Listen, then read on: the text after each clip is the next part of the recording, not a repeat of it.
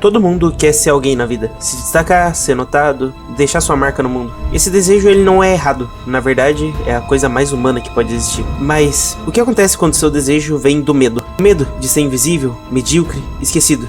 E se por alguma outra caso, esse medo estiver impulsionando sua ambição enquanto está te destruindo lentamente? A maioria das pessoas não consegue perseguir o sucesso porque ama a jornada. Elas perseguem porque estão aterrorizadas com o que acontece se elas não fizerem. Nesse vídeo eu vou estar falando sobre 6 personagens de animes totalmente diferentes, mas que eu acho que você vai conseguir relacionar. A gente vai estar falando aqui sobre o Izagi, o Ego Jinpachi, o Oikawa, o Vegeta, o Hinata e o Luffy, e as raízes de ambição deles. No final, você vai conseguir se relacionar com pelo menos um deles e responder por si mesmo. Você é movido pelo medo de não ser ninguém ou pelo amor de se tornar alguém?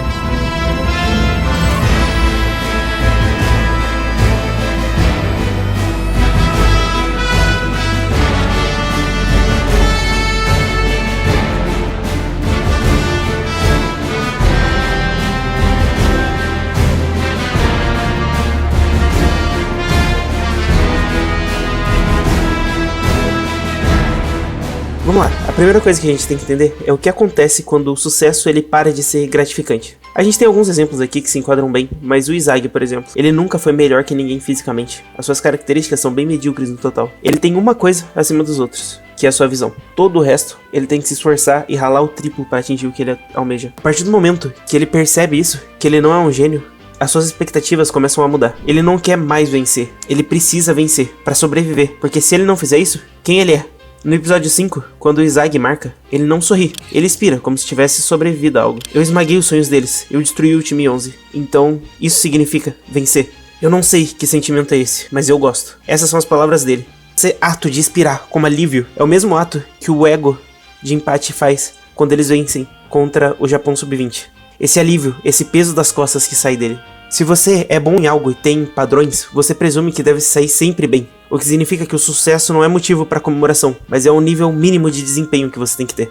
Essa é a maldição da competência. Quando o sucesso se torna um patamar, não é uma conquista, é uma obrigação.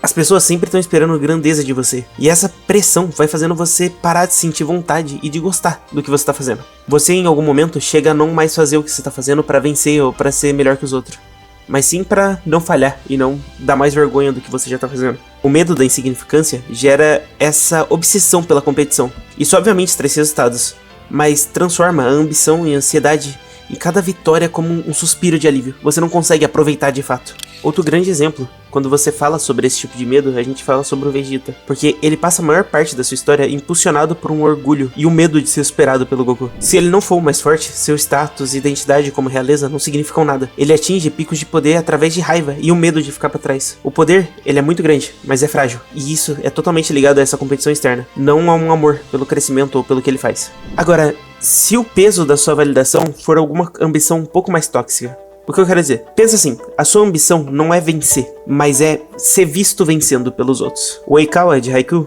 ele é talentoso, carismático, ele é brilhante em tudo que ele faz, mas no fundo, ele não quer ser ótimo, ele quer ser visto como ótimo para todos os outros. No jogo contra o Karasuno, ele enfrenta o Kageyama.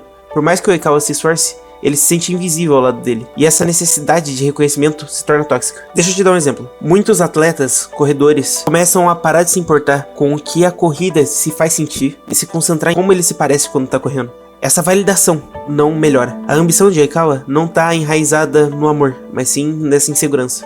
Todos nós temos desejos de sermos vistos, mas quando se torna o único objetivo, a gente desaparece. E é isso que o Oikawa mais tem medo. Não de perder, mas de ser invisível para todos os outros. E sim, isso trouxe para eles vários troféus, aplausos e status, mas também a amargura e o medo de desaparecer. Essa ambição, impulsionada pela validação externa, é muito frágil. E no momento em que os aplausos param, o seu eu, o seu senso de identidade também desaparece. E agora, o último tipo de sucesso, provavelmente a mais diferente de todas, é... se o sucesso ele não vem da pressão, mas da diversão. O Hinata, ele não tem nada. Ele é baixo, não refinado, mas ele ama o que ele faz. Ele ama o vôlei. Independente de perder, ele ainda quer voar. Na quarta temporada, ele se torna gandula para poder permanecer perto do jogo. Essa humildade, essa alegria, torna ele como um motor.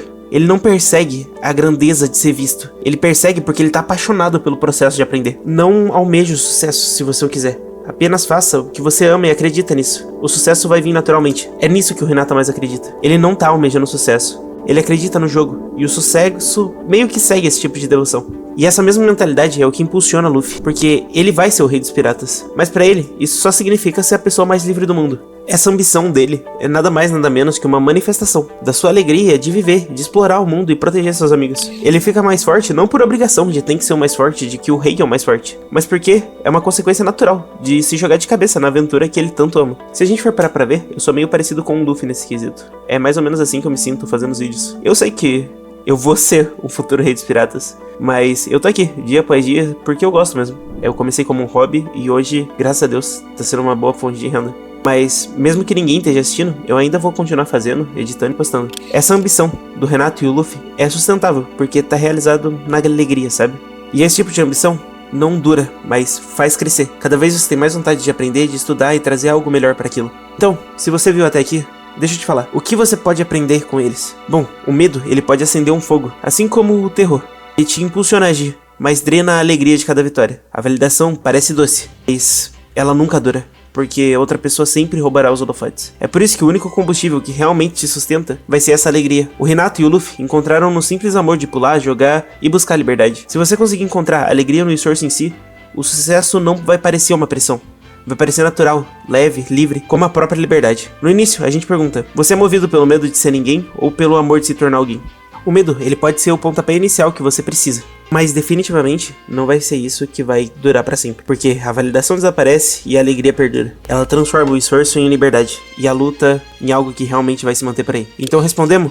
Você é movido pelo medo ou pelo amor? Bom, às vezes não é a ambição que a gente tá combatendo. É a vergonha, o ódio, a crença de que a gente não é digno, que a gente é medíocre e que não importa o quão a gente corra, a gente nunca vai chegar. Se você tá nesse ponto por agora, assiste esse próximo vídeo que talvez possa te dar uma ideia melhor.